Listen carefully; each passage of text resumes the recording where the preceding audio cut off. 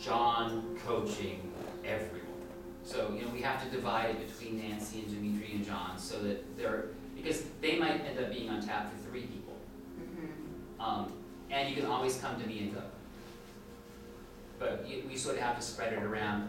Usually at the end of a month, we'll switch who the person who's coaching the coaches is. And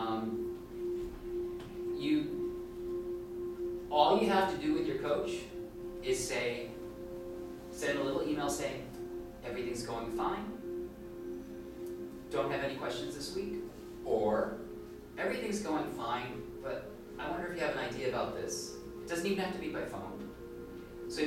Or, oh my God, I just did a practice session with her and I think I really screwed up, help. Does this make sense?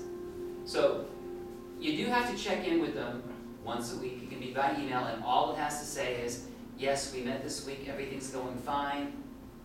So you just have to let them know everything's going fine. By email, all 30 seconds worth. Or say, but I'm curious, and ask a question. And if it's a simple question, it can be by email, you don't have to call them. And if you're really uncertain about something, or you think that maybe you broke rapport or that you screwed up in some way, call them or call me or call Doug right away. I think I'm clear on the structure. I'm not sure what we're coaching them on. Well, it might take you 3 weeks to figure it out because they're going to have an outcome. Oh, so there is They will have an outcome, whatever their outcome is. But the first step is there's this thing in the book called the 21 question outcome frame, which is like the lush Cadillac Deluxe outcome frame, which you've met them on. And it's a much more rich, holistic approach to the outcome frame. And if you really, and just taking a person through it will clarify your ideas. Like, we know that the basic outcome frame goes, what do you want to have happen? How will you know when you got it? Who do you want it with? Is it ecological? Is it in your control? Is it stated in the positive? Let's go. This one says stuff like, what parts of that are in your control? Are you willing to take responsibility for the parts that are in your control? That's 2 questions. Then the next part is, what parts aren't in your control? And that's a fascinating one. And then the next question is, what can you do to support the parts that aren't in your control? And that automatically starts making things way, way, way more doable. It's really strange that way. So it's a much richer thing, and it might take you 2 weeks to get to an outcome frame. Because remember what we said several times. When a person says, I want X to happen, there's usually an unspoken thing because it's going to fix something in my life. Remember the dark side of the outcome, the sneaky outcome sequitur? Now, if somebody says, I want to finish my book, or I want to get better with X, Y, or Z, maybe that's fine, but maybe there isn't a dark side. I just still have to go for the outcome sequitur and find out. You have to come to a judgment at some point. Is what they're asking for really what they're asking for? Remember the story about my very first client? We worked really hard, she changed her eating, she started exercising, she lost all this weight, and 9 months later, she was really pissed at me because he left me anyway. I didn't know that the outcome sequitur, the real purpose of losing weight, was for her to repair the relationship with her husband. And at the time, I had no one even mentioned the possibility that you have to look, and now I just never believed right up front that a person's outcome is a well-chosen outcome. That it's a solution, yes, whether it's the best solution to their problem or one that will work at all, I'm always skeptical. That doesn't mean that they don't get to choose their outcome, but it does mean I know I need to get enough information to make sure that it will actually solve the problem in their life they're trying to fix. Okay. So, the testing weekend, if you're actually in the coaching circle, the testing weekend is a piece of cake. If you actually do the inventing your own process, most people actually have a lot of fun with that, so I don't really have to worry about that. Once they just, you ever have one of those moments where somebody says, you have to do X or you've got to do that, and you're sort of like, and you get really tight up here and all this other stuff? Well, one of the things I really enjoy about this is that the first weekend people hear about inventing a process, they sort of sit back and they get all closed.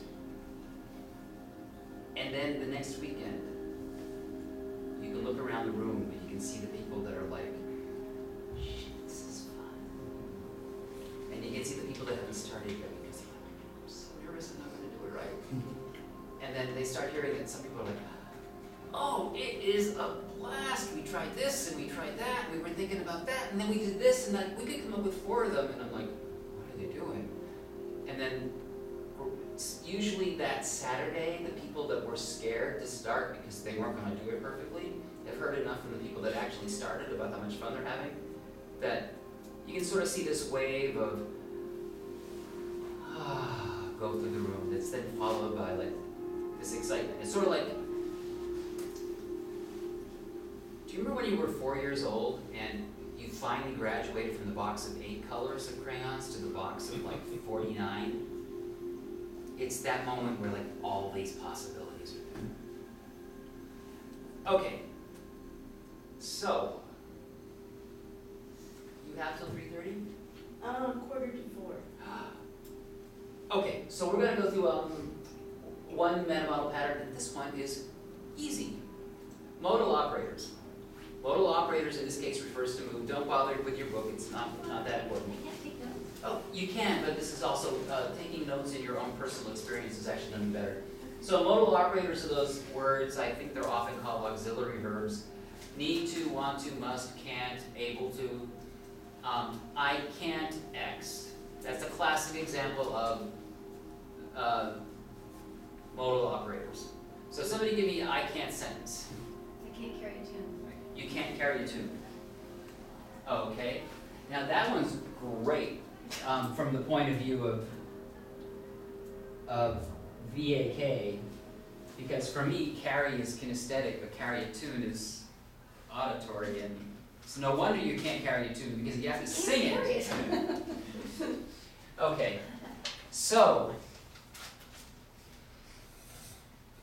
there are 3 possible questions, and they all sort of lead in different ways. So you can't carry a tune. What stops you? Yeah. Oh, the choir teacher told me to lip sync.